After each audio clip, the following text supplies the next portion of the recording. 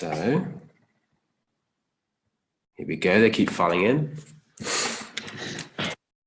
Hello, everyone. The early people that are arriving.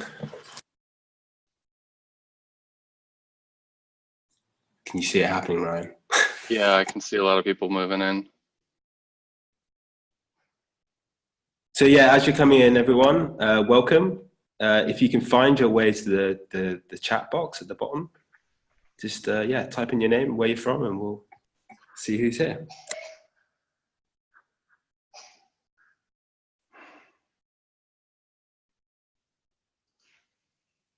Matt from Glasgow, hey.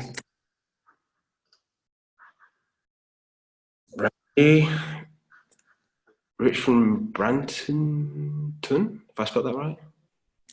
Mikhail from London, Randy from Oregon, Jip from Austin, John from Canada. Portugal.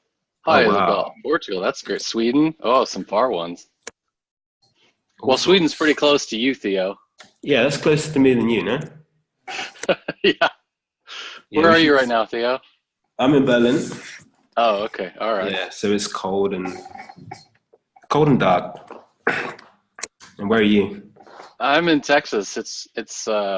It's almost like a fall day. It's kind of sunny but cool. Nice. Yeah. Bulgaria. Amazing.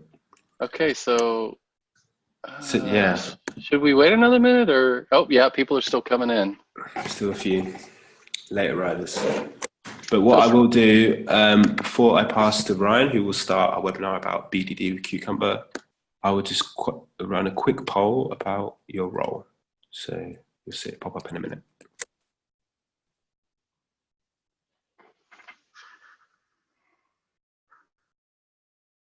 Oh, nice. Results are coming in. Developers and testers neck and neck. Testers edging it. Testers are winning. Testers are ahead. A few business analysts, small product owners. Nice, okay. Does everybody get to see the results? I think so. Can you guys see the results? Yep. Okay, great. Okay, nice. All right, well, yeah, thanks again for attending. I'm going to pass you over to Ryan momentarily. He will run a quick presentation. How long do you think? 20, 30 minutes? Maybe 20 minutes. Okay, perfect. And we also have a Q&A function at the bottom on the left. So type in your questions as you go along, and then probably at the end, we'll go through them and see how many we can get through. But yeah, try and type them as you go. So yeah, over to you, Ryan. Okay, great. Thanks, Theo. Okay, so can everybody see the slide up with BDD with Cucumber, Ryan Marsh, and Theo England? Somebody in the chat, let me know that you can see it just fine. Great. Oh, thank you all. Okay, awesome. Very interactive group. So, so I'm Ryan, and we've also got Theo here. We're with Cucumber Limited. We're going to talk about BDD with Cucumber. My email's up there for you, ryan@cucumber.io. If you have any questions that don't get answered during this webinar, feel free to reach out to me directly. I'll be happy to chat with you. If you're thinking about doing BDD in your organization, we could even set up a call and I'll answer any questions, maybe 30 minutes or something like that. I'd be happy to do that. So I'm just going to talk about three things. What is behavior-driven development? That's what BDD stands for. Why should we use it? And where can we learn more? Okay, so if you want to learn about BDD, I don't recommend you go to Wikipedia. I really don't understand what all of this means, and I help a lot of teams with behavior-driven development. So I'm going to explain it to you how I explain it to teams, and that is that behavior-driven development is a team process. It's a process for the whole team where they collaborate to produce a natural language description of the software, which we then connect to automated tests, and that provides us with living documentation. So it's a whole team process that involves everybody. people often ask me, where does behavior-driven development fit with test-driven development? Where does it fit with my integration tests? You know, they know it has to do with automation testing or automated tests. They see it oftentimes driving web browsers with Selenium and things like that. And so it's best to think about behavior-driven development and Cucumber specifically as a tool in the context of the testing, the 4 testing quadrants. And this is kind of confusing, but just give me a second to explain. So if you think about all the different types of testing that you do for your service or application that you work on, we could break them down along these 2 axes. And if you see up at the top here, I don't know if everybody can see my mouse or not. I can't so see. yeah, it's okay. So oh, I can annotate the screen. Oh, yay. Oh, now I can see. Okay. Yeah, so you can see business there at the top, right? And then technology facing tests at the bottom. So we have some tests the business can see. Those might be more like, you know, acceptance tests, or maybe some functional tests or visual, you know, UI things. And then there's some technology tests, and those are things that primarily just technical people, programmers and things like that are concerned with. So, and then on the left here, let's make this a little bit thicker here. Okay, so on the left here, we have tests that really just verify our assumptions. They check for things that we think we already did. Like we think we finished building this feature, you know, our unit test should confirm that, or our acceptance test should confirm that. And then on the right here, we have tests that tell us about unknown and unexpected things. And so one of the, probably the one you're most familiar with would be like user experience testing. If you've ever put a user of your application into a room and sort of watch them interact with your application, you find out all sorts of really interesting things about the way that people use your application, including the fact that the way you thought they would use it was completely wrong, right? It's very surprising. That's maybe usability or exploratory testing, right? And then security testing, like penetration testing, that's the type. And so if we think about that, all these different types of testings we might do, then Cucumber would fit probably mostly up in this corner. It's really about thinking in terms of acceptance tests, or tests that are at least understandable by the business.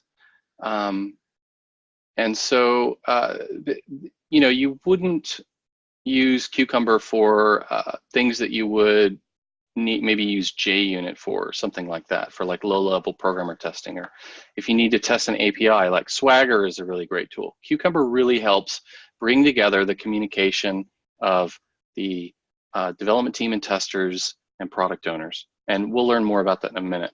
So if you want to learn more about Cucumber, you can always go to cucumber.io. And you can also download it from github.com/cucumber. We have it in versions in Ruby, JavaScript. There's a version for PHP called Behat. There's a version for C# called SpecFlow, and of course Java. And so, okay, so what I want to do here is take you through what it's like to use Cucumber to do behavior-driven development. So we start off with this thing called a feature file. Many of you may have seen this before. And so here we have a feature file called borrower_age.feature. And it starts out with this thing, feature colon, and it's got a title. So the name of this feature is borrower age limitation. And then there's just some text here that just shares some information about the this feature. So it turns out we can't be giving home loans to kids. So much for too big to fail. Okay. So we have the scenario. So borrowers must be over 18. The bankers are mad about this one. Damn right. So given a standard 30-year fixed mortgage, and the borrower's date of birth is February 21st, 2001, and the loan date is February 21st, 2018. Okay, so we have given and these are yellow, so that probably means something. We'll find out more about that in a minute. And then there's a when. It says when the loan is submitted to underwriting. And then we should see an error. Borrower must be over 18. Okay, that's pretty straightforward. So given, when, and then. Interesting. Maybe you'll be tested on this later. We'll see. So that's a feature file, and that's an English document, or actually it works in many languages. Theo, do you know how many languages that Cucumber can work with? I do not. That is a good pub quiz question that I just don't know. I think you can type in the Thomas. Knocked out of the park. There you go, 70 plus to Thomas. Thank you, 70 plus, Thomas. Okay, so here's an example of like the code side of things, the automation side of things. And so this is just in JavaScript, but it could work different. It could work similarly in your language of choice. So we have given, when, and then, just some code so that we can assert things, test that things are true or false. Maybe we bring in some business objects that we commonly use, like underwriting. And so then we have this line of code, given, and a standard 30-year fixed mortgage. Okay, so that matches something that was in our feature file. A standard 30-year fixed mortgage, given a standard 30-year fixed mortgage. And that looks like we're going to begin some code here with function. Oh, no, I'm writing. So we get this fixture that's 30-year fixed. So maybe we load up that data structure with the 30-year fixed mortgage, and we save it in a variable. And so let's say that we do some more things for each of those ands, like given this and that and that. We could set the date on the loan or something like that, perhaps. And now we have a when. And you see the loan is submitted to underwriting. See, that matches the feature file we were just looking at. And then maybe we use our business object underwriting dot submit, and we submit the loan. So now we're doing something. And then we have this then here, and that matches. Then we should see an error, and then we get that message we had typed in. And you may have seen in the feature file, it said, borrower must be over 18 or something like that. So maybe we would do an assertion. We would check that the response that we got equaled the message. So that's okay. So that's pretty straightforward. So let me show you how this works. At like a more conceptual level. So the first thing you saw was a feature file, and that was in English, but it's we structure it. We call that Gherkin, this language. So we structure it in a way, and we call it Gherkin, but it's still readable by humans, but also by a computer. And then we have this other thing, step definitions. That's the code you just saw. So we have a feature file, that's the English, and the code, that's step definitions. And so each one of these lines in here, we call a step. These are the definitions for the step. And what we do is we parse the feature file, and we turn it into sort of a tree in memory, which looks like this. I'm just kidding. But we build sort of a tree of all the feature files in your project. And then we read in the step definitions, and we build up a table in memory of your Gherkin statements, each one of them, and then the corresponding test code. So we have your Gherkin statement, the corresponding test code, another statement, the corresponding test code. And so then all we have to do is walk our way through the feature file, and that's what we do. So we find the first statement, and then we find the matching test code, and we run it. And if no errors are thrown, then it passes. We find the next statement. No errors are thrown, it passes. We do that again and again for each statement. And then if one of the bits of test code maybe throws an error, an assertion fails, now we have a failing test. And so this is the way we can do an automated acceptance test with BDD and Cucumber. So this is all relatively straightforward. Gherkin's a pretty popular language. Lots of people like to use it. Many of us are familiar with acceptance tests. So, why do we need to use behavior-driven development? Why do we need to use Cucumber? What's the real benefit here? Why are we doing this? Because we all have our favorite testing tools and our favorite testing approaches. Why add this? And the answer is complexity and communication. So I talk to a lot of development teams about their experiences on their projects. and how to make their software projects go better. And the number one factor for the success or failure of a software project is complexity or communication. And so, or it's really communication. So we have communication is the most often cited reason why projects go bad or why they're good. So if I talk to a team about the best project they've ever been on, they say, oh, you know, we communicated really well. Everybody was able to converse with each other. We had access to the right people. Or, you know, they might say if it was a project that didn't go particularly well, they'd say we didn't understand each other. We didn't have access to the customer. We were very siloed, right? The communication was poor. The challenge is, though, that all of you can understand what I'm saying right now, right? So if communication is the number one problem, like, why is it so hard? Why is it so hard? If you can understand me and we can talk to each other, we can write documents up and specifications, why is this the number one problem?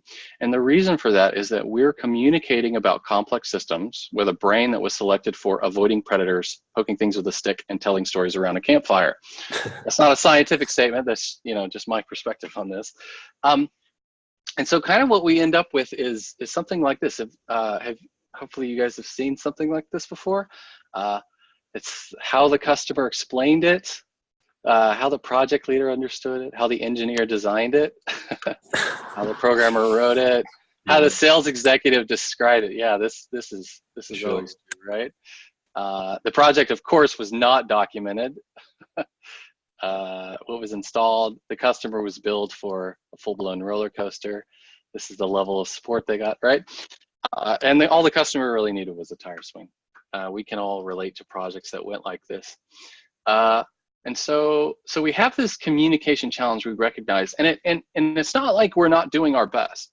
We all show up to work and we try our hardest to document the needs, to communicate those to other people, to get consensus on them, to share them with the developers and testers, to build test plans around the requirements, and to execute on those, right? I mean, we're all doing our best. So what really is the problem here? The first thing we need to realize is that we have to reduce precision in order to make meaningful statements about complex systems. I got that from a brilliant friend of mine, Curtis, who got that from his computer science professor. So I'll try to put this into pictures. So if you think about, you've got this cloudy amorphous idea over here, and you know, it's something that we want to build. And so, you know, this vice president walks into a room, or a sales guy walks into a room, and he says, you know, customers want blah blah blah. Customers want this thing. They want a roller coaster, right? And so we, over here on the right, we have this developer who, you know, he's like, I'm just trying to put bits on CPU registers, man. And my job's really hard. And if you think about this, if we go back in time, that's exactly what the IBM 360 project was about, was trying to cross that chasm. And it was a big project. It was a seminal project in computer engineering and software development. And this is the book about it, the Bananas There for Scale. There was a lot, it was a big project. There was a lot of work to do that, okay? So this is a hard problem. So the first thing we would do is, you know, we put a little microcode in the computer, in the CPU, and so now we can write assembly. And then now that we had assembly language, then we could build higher level things like GCC. Now we can program in C. Then we got higher order systems like Linux and things like operating systems. And then maybe on top of that, after that we built something like Node. Now we can program in JavaScript and makes it even easier, right? Then maybe on top of that, we built, we can use React, right? On top of Node. And so we can build a fancy website, single page application. So we use Create React App, right? And you know, so maybe, you know, Linux is something like 40 million lines of code. GCC, I think is maybe 20 million lines of code. Node is somewhere around 3 or 4 million lines of code. Create React App alone, if you count if you look at the application it generates and all of the dependencies under node modules, you're looking at like 1 million lines of code. So this is a lot of work. We did a lot of work to get ourselves across this chasm, right? To reduce some of the complexity, so that we could communicate more. And then, so let's look at what the idea guy can bring. Yeah, so so we still have this no man's land. That's kind of a problem. And to be perfectly honest, this is how we make our money. We have people who specialize in communicating and thinking about products and sharing those ideas with other people and talking to customers, and we have people who are specialized in implementing applications in certain ways, and bridging this gap, with our brains and communications, really where the money is. And so we'd like to bridge this. We'd like to move each of these groups closer to the other. And one way that we can do that, and we learned about this maybe in biology by doing experiments, is we learn about complex systems have, you can think about them in terms of like state, action, and then a new state, or a steady state, a stimuli, and then some sort of phenomenological response. I mean, everything from a solution in chemistry class to a frog, all work this way. This is how we look at complex systems at a distance and describe them in predictable ways without describing the entire, endocrine and cardiovascular and neurological systems of the frog. We could say, the frog is sitting there. If I poke the frog will jump, right?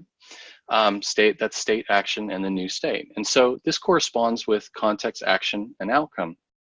And if you dig deeper and you look at the best written bug reports in your ticket system, you'll find that the ones that have the right information have the context.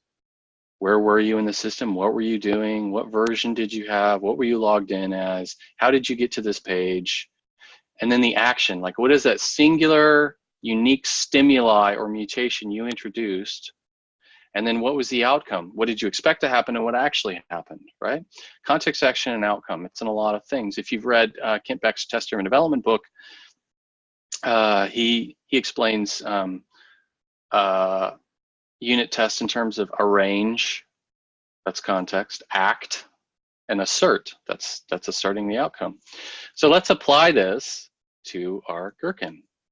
So if we look at that feature file we saw, we had given a standard 30-year fixed mortgage, and the borrower's date of birth is February 21st, 2001, and the loan date is February 21st, 2018. These are concrete data, right? We're setting up the context.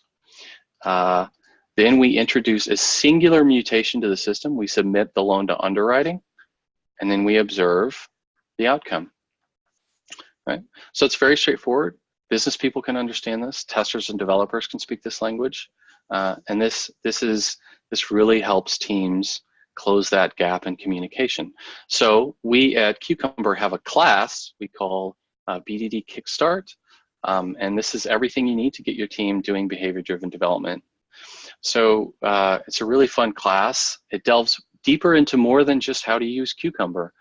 We talk about how concrete examples relate to tests, and how both tests relate to our business rules, and how concrete examples relate to our business rules. We learn about the test first, or the test-driven development cycle. We do it at a business level. And we learn about something called example mapping, which is a fun way that you can learn to structure the communication during your backlog refinement meetings that flows very well into creating Gherkin.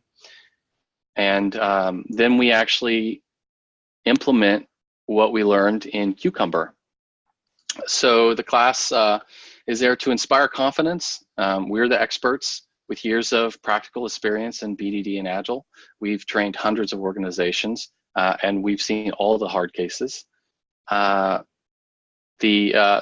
training is a lot of fun. It's a lot of fun to deliver. It's the most fun I've ever had teaching, and the ratings we get back are really high. People love the class. We can tailor it to your context, and we often do. We can deliver it in many languages, and it goes far beyond test automation, which I think too many teams focus on. They over-index on when they start to use Cucumber. So again, you can learn more about it at cucumber.io or github.com/cucumber. And you can reach me at ryan@cucumber.io. There's our website. And with that, 20 minutes on the mark. Wow. Very Boom. impressive. All right, I could take questions now. It's like you've been practicing. Ah! So professional. What are you talking about? That was on the fly. Yeah. No, that was very good. Thanks, Ryan. Thanks. Yeah. Please do, if you have a question right now, drop it in the Q&A, or if you can't find it, just drop it in the chat. Or if not, if you're kind of mulling on a question, you can always email ryan@cucumber.io. It doesn't necessarily have to be about this presentation per se. Ryan's obviously very experienced with BDD and kind of general agile practices. So yeah, we'd love to hear from you. So I see one person has their hand. Rochelle, I see you have a question. Can you type it in the box there? She had her hand up. Okay. On the business tech matrix, okay, so this question is from Brandy Pellegrini. On the business tech matrix, that's the agile testing quadrants, can Cucumber extend into the other three quadrants? It can a little bit, although I think you'll find that, yeah, I think the right answer is it can a little bit. There's nothing stopping you from doing that for sure, and I have seen it taken to the extreme in each quadrant. So to answer your question directly, I would say though that you will often find better tools in the other quadrants. Like for API testing, Swagger is uniquely tailored for documenting APIs and testing them at the same time, providing living documentation for APIs. So, right, that would be better. But high-level business rules and acceptance, right? Cucumber excels at that. There's not really many of the tools we use don't really allow us to speak in English like that and connect those things to tests. Exploratory, you could probably take things that you learn in exploratory testing and you maybe put them into Gherkin so that they become regular acceptance tests. But I don't know if I would want to do exploratory testing with an automated testing framework. So hope that answers your question, Randy. Is there a recording of this webinar? Theo, is there a recording of this webinar? Yeah, there will be. We'll post it tomorrow on our YouTube channel, which I will type into the box as well. And it's also worth saying, I mean, Ryan mentioned it towards the end of the presentation, that we also have other webinars about example mapping, and our colleague Seb Rose, who wrote a book about the discovery practice, which also includes that kind of example mapping practice. We also did a webinar on that, so I'll quickly post that in there. Oh, this is a good question. So Ava, not related to this webinar, I tried to install Cucumber and Maven and stuff, but got stuck. I found the tutorial a bit outdated. Where can I get help? That would be, well, one would be the community, the Cucumber community Slack, right, Theo? Yeah, for sure. Yeah, I think that would probably be the first place to go. Where can we, is there a link to that on the website? Yeah, I will also post it in the chat. Okay. But that's where a lot of conversations happen with the open source project, and there's a specific channel within the Slack group with that's a help channel. Okay. But that's also a great place to hang out if you're interested in these kind of things and you want to learn a little bit more and just get kind of informal kind of community feedback about what you're doing in your company or whatever. Yeah, I'll just post that as well. Okay. Hope that answers your question, Ava. So you can go in there, and I see people all the time go in and ask questions about Cucumber, and people are very helpful, and I'll be in there too. So be happy to answer your questions in there. There you go, cucumber.io/support and Slack. Great. Cool. Any other questions? Don't be shy. Okay, you can always email me at ryan@cucumber.io. I'll be happy to respond to you. personally. I think. Maybe there's someone just like manically typing. No, no, no. You never know this thing. The webinar game. All right. Well, that seems like it's it. But yeah, thanks so much for attending. Thank you, Ryan, for doing the presentation. And yeah, make sure you reach out to Ryan or check us out on cucumber.io or on our Slack. Yeah, it'd be good to hear from you. All right. Y'all take care. Have a nice day. See you, everyone. Bye.